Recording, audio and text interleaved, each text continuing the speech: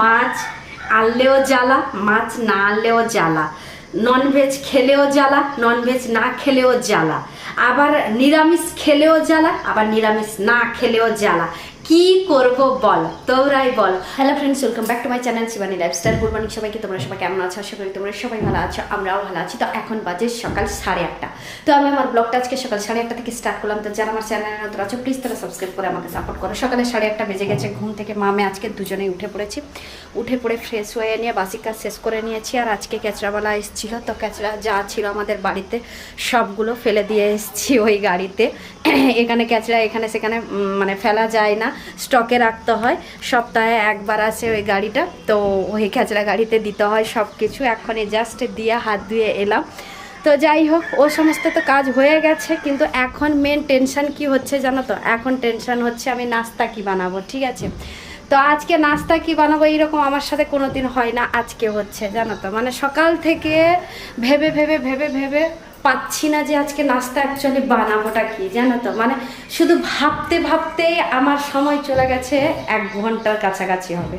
আমি উঠি 6টাতে, তো 6টাতে উঠে পড়ে সমস্ত কাজ শেষ করে ততক্ষণ থেকেই চিন্তাই আছি। তোমরা ভাববে না যে আমি বাসি কাজ সারছি আর চিন্তা করছি না যে আজকে নাস্তা কি বানাবো। আমি বাসি কাজ করতে করতেও ভাবছি যে আজকে নাস্তাতে কি বানাবো। কালকে বানিয়েছিলাম, সোনামাকে ব্রেড আমলেট বানিয়ে দিয়েছিলাম আর আমি মুড়ি খেয়ে নিয়েছিলাম। তার আগেও ব্রেড আমলেট বানিয়েছিলাম, তার আগে সিমাই রুপিট বানিয়েছিলাম, তার আগে চিড়ের পোয়া বানিয়েছিলাম। সোনামাকে জিজ্ঞেস করলাম এখন, সোনামা কী খাবি? বললো তুমি মা যা বানাবে আমি তাই খাবো। আমি ভাবছি কি বানালে হবে জানো তো। মানে সেই সকালবেলা উঠে বলে তো সেই একই চিন্তা আর একটা চিন্তা, রান্না কি করব, খাবো কি, আর কি কাজ করব। আর কাজটা তো রুটিনের মতো, সকালে উঠে বলে বাসি কাজ শেষ করা বলো, নাস্তা বানানো বলো, দুপুরবেলা খাবার বানানো বলো, প্লাস স্নান করে পুজো করে আবার খাওয়া দাওয়া, আবার ভিডিও এডিটিং করা, ভিডিও বানানো, ভিডিও ইউটিউবে আপলোড করা, সেই একই রুটিনের মতো সব কিছু পড়ে। কিন্তু একটাতে টেনশন থাকে, সেটা কি জানো তো? খাবারটা কি বানাবো। দুপুরের জন্য তো চিন্তা করতে হবে না, ফ্রিজে মাছ আছে, বীজ আছে, মাছের তেল আছে, অনেক কিছু আছে। যাই হোক, সেগুলো দিয়ে কিছু একটা বানিয়ে নেব, সেটা বাদ দাও। কিন্তু এখন সকালবেলা আমি খাবোটা কি আর আমার সোনামাকে খাওয়াবোটা কি, সেইটাই খুঁজে পাচ্ছি না। কি করলে তাড়াতাড়ি হবে খুঁজে পাচ্ছি না আমি, জানো তো। তোমরা একটু বলো তো। আর তোমরা যখন কমেন্ট করে বলবে তখন কিন্তু আমরা অলরেডি খেয়েই ফেলবো।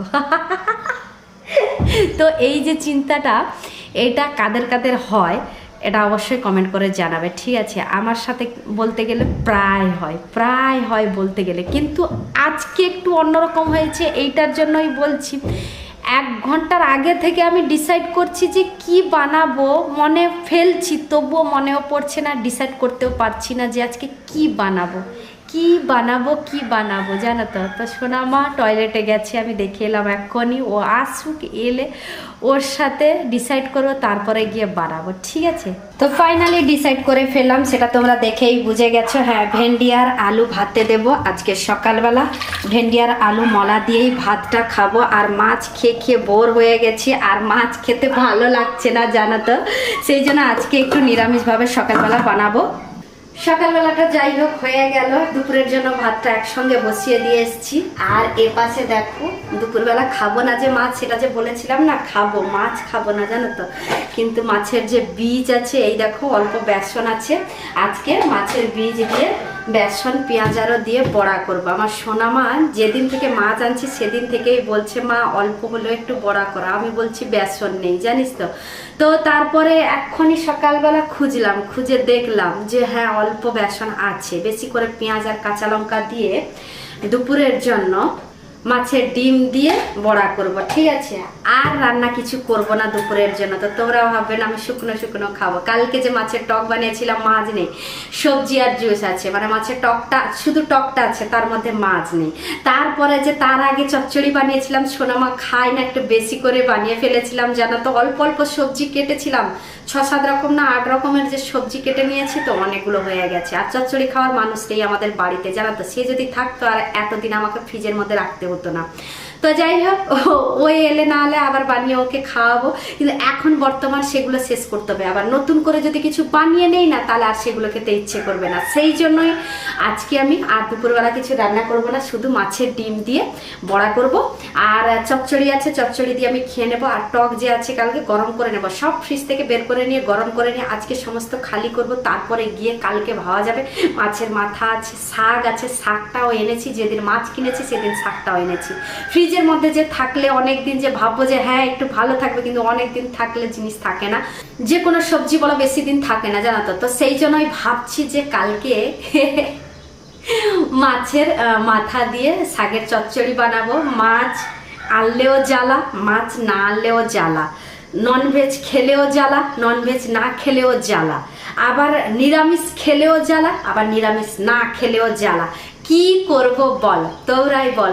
আগে যখন কর্ণাটক থেকে ওয়েস্ট বেঙ্গলে থাকতাম, আগে যখন গ্রামে থাকতাম, তখন কিন্তু বাড়িতে রোজ মাছ হতো, শুধু বৃহস্পতিবার ছেড়ে। কিন্তু কর্ণাটকে আসার পরে রোজ মাছ যখন পেতাম না, তখন কিন্তু অনেক মানে দুঃখতে ছিলাম, দুঃখতে থাকতাম যে মাছ এখানে পাওয়া যায় না, কি করে দিন কাটাবো, কি করে খাবো, কি করে নিরামিষ খেয়ে দিন কাটাবো, এইরকম করে ভাবতাম। তারপরে ধীরে ধীরে ধীরে ধীরে ধীরে ধীরে ওই নিরামিষ খেয়ে খেয়ে এখন বিশেষ করে এমন অভ্যস্ত হয়ে গেছি, তো এখন যে খুশি হয়ে যে মাছ যে নিয়ে এসেছি, তো এই বড় মাছ নিয়ে এসেছি, 4 কিলো সাইজের মাছ হয়েছিল একটা, তো নিয়ে যে এসেছি, তো অনেকগুলো পিসও হয়েছে, তার সাথে মাছের ডিমও বেরিয়েছে, তার সাথে মাছের তেলও বেরিয়েছে, সব কিছু কিন্তু আমি বাজার থেকে নিয়ে এসেছিলাম। কিন্তু ধীরে ধীরে যে দিনের পর দিন যে বের করে করে যে খাবো ফ্রিজ থেকে, তো এখন খেয়ে খেয়ে এমন বোর হয়ে গেছি, তো কি বলবো তোমাদেরকে, মনে হয়েছিল যেন নিরামিষ খেয়েছিলাম তখন যেন ভালো, এই রকম করে মনে হচ্ছে এখন, জানো তো।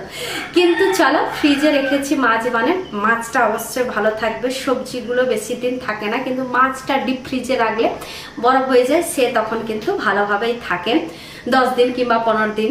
তো চলো, এখন এনে ফেলেছি, এরপর থেকে আর এত বড় মাছ কিনবো না। মামে দুজনে থাকলে, মানে মামে দুজনে আছি, কিন্তু মামে দুজনে যখন থাকবো তখন কিন্তু এতগুলো মাছ কিনবো না, 1 কেজি কিংবা 2 কেজি মাছ কিনবো, 1-2 দিনের মধ্যে শেষ হয়ে যাবে, সেইটাই বেস্ট। কি ঠিক বলছি তো? তো চলো, ওর বাবা এলে মাছ কিনবো এতগুলো, না হলে কিনবো না। এবারে কিন্তু আমার ভালো শিক্ষাটা হয়ে গেছে। তো চলো ঝটপট করে এবার পেঁয়াজগুলো কেটে নিই, পেঁয়াজগুলো কেটে নিয়ে দুপুরের জন্য শুধু এইটা বানিয়ে নেব। বাকি যে যে তরকারিগুলো ফ্রিজের মধ্যে আছে ওগুলো দুপুরে বের করে নিয়ে গরম করে নিয়ে খেয়ে নেবো। তো চলো ঝটপট করে এবার কাঁচা লঙ্কা আর পেঁয়াজটা কেটে ফেলি। এখানেও 2 ধাপ কিন্তু মাছের ডিম ছিল, 1 ধাপটা বের করে নিয়েছি, আজকে মাছের বড়া বানাবো, আর 1 ধাপটা আবার থেকে গেল। আবার যে কবে বানাবো কে জানে বাবা, কবে যে শেষ হবে আমাদের বাড়িতে মাছ সেটাও আমি নিজেই জানি না। তো চলো ঝটপট করে এটা ফ্রিজের মধ্যে রেখে দিয়ে আসি। আরও মাছের তেল আছে ফ্রিজের মধ্যে, ডিপ ফ্রিজে মাছের তেলও আছে, মাছ আছে, মাছের মাথা আছে, এইটাতে আছে শাক। কি করব আমি নিজেই জানি না, জানো তো। যতদিন চলে ততদিন চালাবো। চলো ঝটপট করে তাহলে এবার পেঁয়াজগুলো কেটে দিই। লাইনে পেঁয়াজগুলো একদম গড়াগড়ি খাচ্ছে, ঝটপট করে 2-4টা পেঁয়াজ কেটে নিই।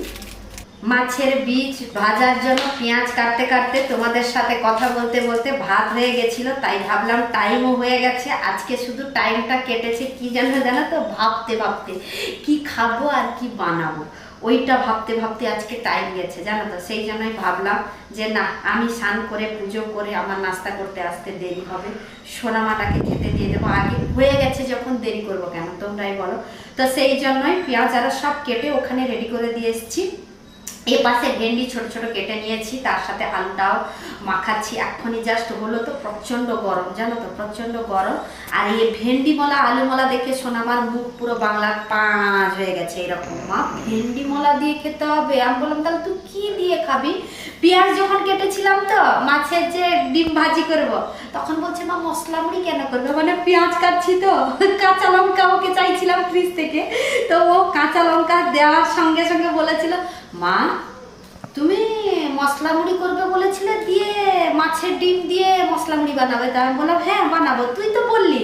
মা কেউ খায় এরকম করে আমার সাথে মজা করছিল, জানো তো। আমি বললাম হ্যাঁ তুই তো খাবি বললি, আমিও সেই জন্য হ্যাঁ বললাম, তো তাতে আমার দোষ কি, তোমরাই বলো।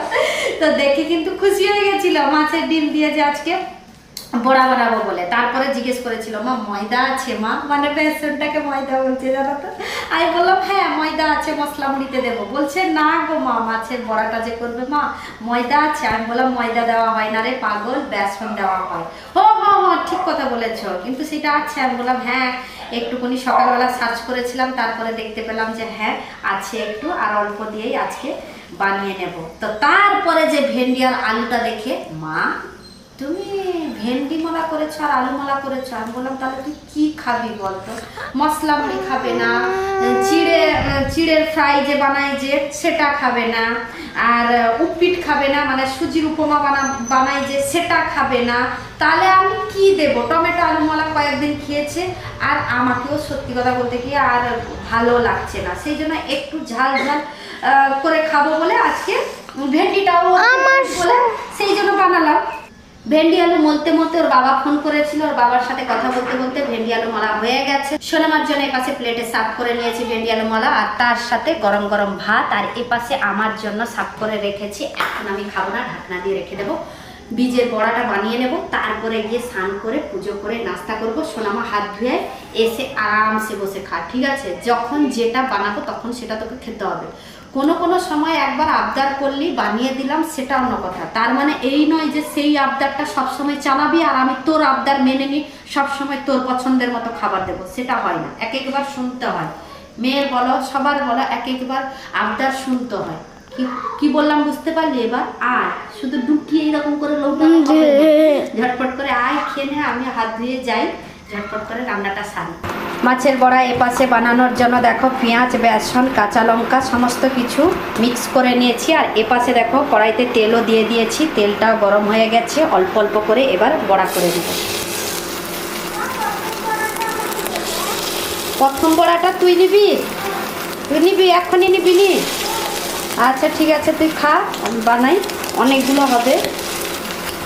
একটা দেবো না, একটা কেন দুটো দেবো। তার খুশিটা দেখো, তার খুশিটা দেখো, একটা জায়গায় যে দুটো দেবো বলেছি তো, তার খুশিটা দেখেছো তো? খা, খেতে খেতে হয়ে যাবে, আমি দেবো, ঠিক আছে শোনো মা?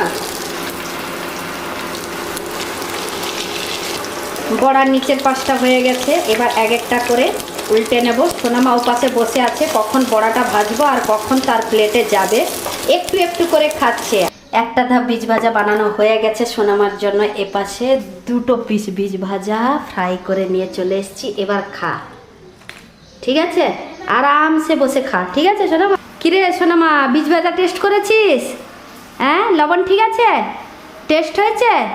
খুব সুন্দর হয়েছে। থ্যাংক ইউ সোনামা। তাহলে খেয়ে নে ঝটপট করে খেয়ে নে রে বাবা, খুশি হয়েছিস, খুশি হয়ে খেয়ে নে, ঠিক আছে সোনামা? ভেরি গুড সোনামা। সোনামাকে দেওয়ার পরে আর যে কটা বাকি ছিল সব কটা ভাজা হয়ে গেছে। এই দেখো, তার মানে দুপুরের জন্য রান্না বান্না সমস্ত কমপ্লিট হয়ে গেছে। এই দেখো একটা ধাপ বিচে কতগুলো বড়া হয়েছে, দেখতে পাচ্ছ? পুরো একটা ছোট্ট বেলাতে ভর্তি হয়েছে, উচ্ছিলে ভর্তি হয়েছে, দেখেছো? আজকে আমার সোনামা খাবে কিন্তু খুব খুশি হয়ে, এখনই খাচ্ছে খুশি হয়ে, আবার দুপুরবেলাও খাবে খুব খুশি হয়ে। তো সমস্ত কাজ তো কমপ্লিট হয়ে গেল, এখনই যাবো স্নান করতে। তো চলো তাহলে আজকের ব্লগটা এই পর্যন্ত। তোমাদের যদি ভালো লেগে থাকে তাহলে তোমরা লাইক করবে, কমেন্ট করবে, শেয়ার করবে, সাবস্ক্রাইব অবশ্যই করবে। যারা আমার চ্যানেলে নতুন আছে প্লিজ তারা সাবস্ক্রাইব করে আমাকে সাপোর্ট করে। সবাই ভালো থেকো, সুস্থ থেকো। আমার কালকে নতুন একটা ব্লগ নিয়ে তোমাদের সামনে চলে আসবো। বাই।